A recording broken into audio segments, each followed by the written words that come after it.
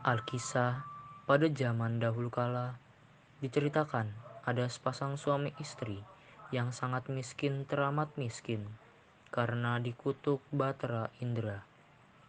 Mencari makan sampai ke sebuah negeri anta beranta yang dipimpin oleh seorang raja yang mansur namanya. Dialah Maharaja Indradewa. Maka sesampainya di negeri anta beranta, sepasang suami istri miskin itu sambil menahan perutnya yang dililit lapar. Mereka mengais-ngais mencari sisa makanan di tempat sampah di halaman luar istana Maharaja Indradewa. Orang-orang yang melihat sepasang pengemis tua dengan pakaian compang-camping dan buruk rupa itu jadi ramai seketika. Mereka mengejek dan menertawai tingkah laku kedua pengemis yang sedang mengais-ngais sampah mencari sisa makanan. Bahkan ada yang sampai hati melempari dengan batu dan ranting kayu. Sementara itu, di balai pertemuan, Maharaja Indradewa yang sedang mengadakan pertemuan dengan para menteri, hulu balang dan para prajurit kerajaan mendengar ada suara riuh di halaman luar istana.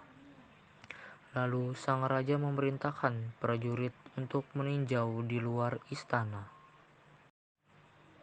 Prajurit pun keluar istana dan mengusir si miskin dan kerumunan. Karena takut dimakan hewan buas, si miskin tidur di pinggir hutan. Keesokan harinya, si miskin mencari makan di tumpukan sampah dan menemukan ketupat basi dan tebu sekerat. Si miskin pun langsung memakannya berdua setelah berhari-hari tidak makan.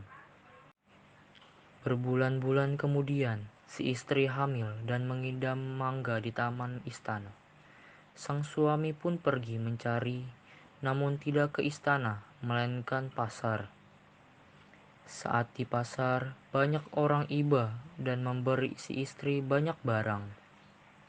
Namun, istri menangis dan tetap menginginkan mangga di taman istana. Si miskin pun menghadap raja dan meminta sebuah mangga. Sang raja pun memberikannya. Beberapa hari kemudian, si istri mengidam nangka di taman istana. Dengan takut, si miskin pun datang menghadap raja lagi, dan dia diberikan satu buah nangka.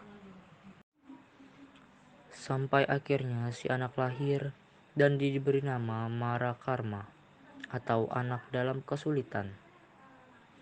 Dan saat si miskin menggali lubang untuk menancapkan tiang, tiba-tiba dia menemukan harta dan permata. Seketika hutan berubah menjadi kerajaan lengkap dengan rakyat, menteri, prajurit, dan istana. Si miskin pun mengubah namanya menjadi Raja Indra Angkasa dan sang istri menjadi Ratna Dewi dan kerajaannya dinamakan Puspasari.